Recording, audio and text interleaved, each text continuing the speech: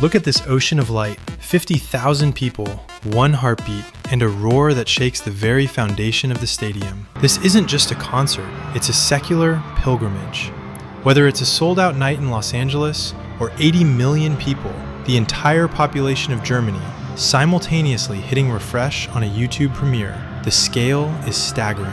We use words like fandom or K-pop fever to describe this energy.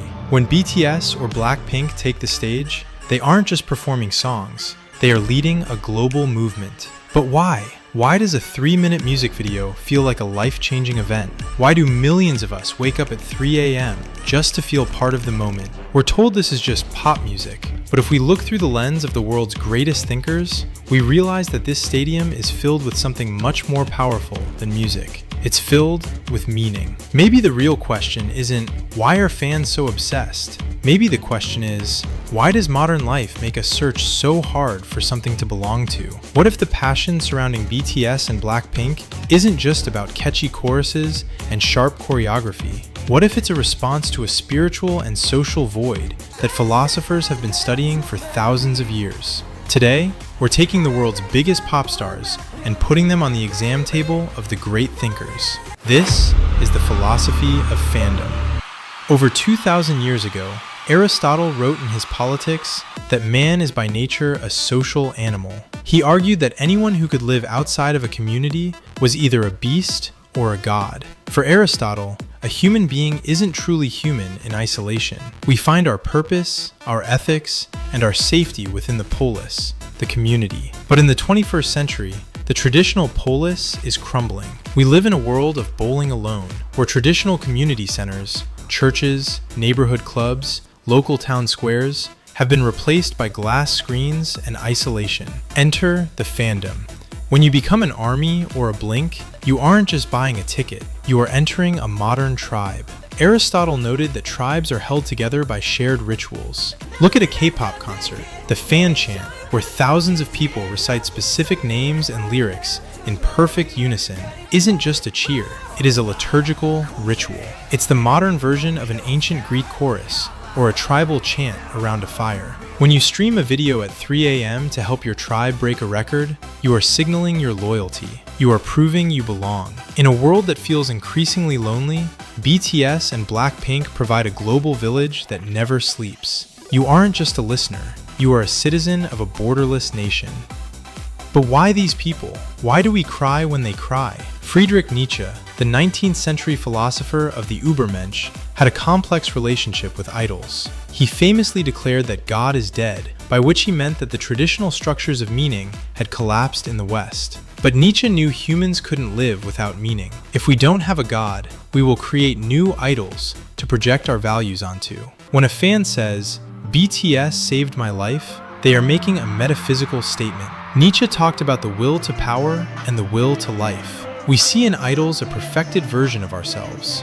BTS represents the journey from struggle and self-doubt to global triumph and self-love. BLACKPINK represents the alpha, power, luxury, and the unapologetic claim to space. We don't just admire them, we project our unfulfilled dreams onto them. Nietzsche might argue that the idol becomes a vessel. When BTS speaks at the United Nations about speaking yourself, they aren't just pop stars anymore. They are the higher men Nietzsche dreamed of, figures who create their own values and inspire others to do the same. The fandom isn't obsessed with the people Kim Namjoon or Lalisa Manoble. They are obsessed with the meaning those figures represent. They are the light in a dark room. Now, let's bring in the man who gave this channel half its name, Plato. Plato believed that our world is just a series of imperfect shadows. He argued there is a world of forms, where the ideal version of everything exists. The ideal beauty, the ideal justice, the ideal discipline. K-pop is, perhaps, the most platonic industry in the world. Everything is curated to be an ideal form. The years of training, the perfect skin, the synchronized movement that defies human error. It's not meant to be realistic. It's meant to be ideal. Critics often call K-pop manufactured, but from a platonic perspective, that manufacturing is actually an attempt to reach perfection. We are drawn to BLACKPINK because they represent an ideal form of aesthetic beauty and coolness. We are drawn to BTS because they represent an ideal form of brotherhood and hard work. Plato argued that the soul is naturally attracted to the good and the beautiful. When we see these perfected versions of humans on our screens, our souls react. We are like the prisoners in Plato's cave, looking at the shadows on the wall. The K-pop idol is the most beautiful shadow we've ever seen. We follow the image because we are starving for the ideal in a messy, imperfect world. But here's where the philosophy takes a turn. Is this tribalism and idol worship actually healthy? If we ask the 20th century sociologists, they might say that the intensity of K-pop fandom is a symptom of a crisis of belonging. In the past, you were born into a community. You had your family, your religion, your nationality. You knew who you were. In the modern, globalized, digital world, identity is no longer given. It must be constructed. Today, people build their identity through culture. You aren't just a student, you are a blink. You aren't just a worker, you are army. The fandom becomes a digital identity system. The fan war between different groups, the heated arguments on Twitter, isn't just about music. It's about defending the boundaries of your tribe. When someone insults your favorite group, they aren't just insulting a singer, they are attacking your identity. They are attacking the very thing that gives your life structure. Is it irrational to stay up all night to vote for an award? Not if that award is the only win you feel part of, in a world that often feels like it's losing. Sociologist Emil Durkheim coined a term called collective effervescence. It's that feeling of being part of a group so large and so synchronized that you lose your sense of self.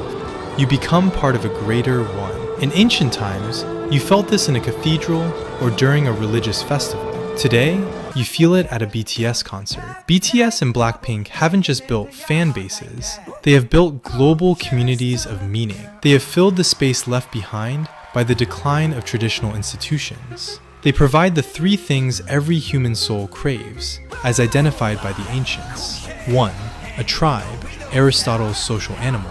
2. A meaning, Nietzsche's projection of values. 3. An ideal, Plato's search for perfection. So, the next time you see a frenzied fan or a record-breaking YouTube premiere, don't just see obsessed teenagers. See the human condition. See the ancient search for belonging. See a world that is so hungry for connection that it will build a bridge across oceans, languages, and cultures just to feel less alone. K-pop isn't bigger than music because of the marketing.